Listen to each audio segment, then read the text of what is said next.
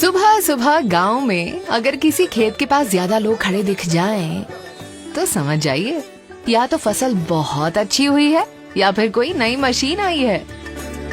और फिर वहीं खेत के किनारे धीरे धीरे पूरी चौपाल लग जाती है।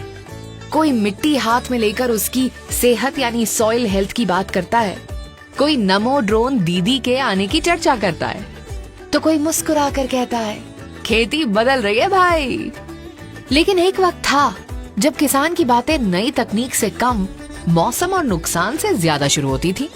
साल 2013-2014 में कृषि बजट सिर्फ 27,663 करोड़ रुपए था, जिससे किसानों को पूरा सहारा नहीं मिल पाता था। वहीं अब ये बजट बढ़कर 1.4 लाख करोड़ रुपए हो चुका है। अब किसान सिर्फ मौसम पर निर्भर नहीं है, बल्कि सरकार उसके साथ एक दीवार बनकर खड़ी है। युद्ध की वजह से दुनिया में खाद के दाम बढ़े, फिर भी 1.77 लाख करोड़ रुपए की सब्सिडी देकर किसान पर बोझ नहीं आने दिया गया। पीएम किसान के तहत 4.28 लाख करोड़ से ज्यादा सीधे किसानों के खातों में पहुंचे।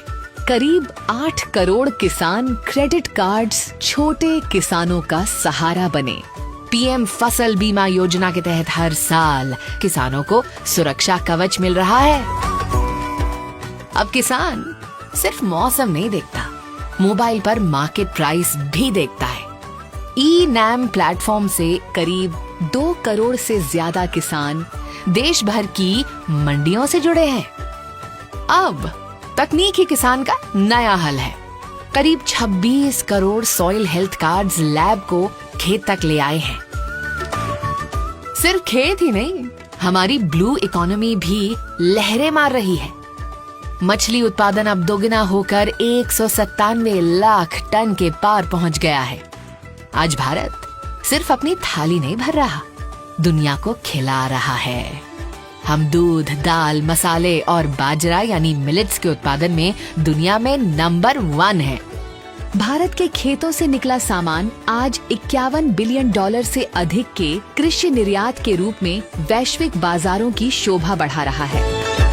अब शाम को खेत से लौटते वक्त किसान के चेहरे पर सिर्फ थकान नहीं होती, एक सुकून भी होता है कि उसकी मेहनत अब एक विकसित भारत की नींव रख रही है।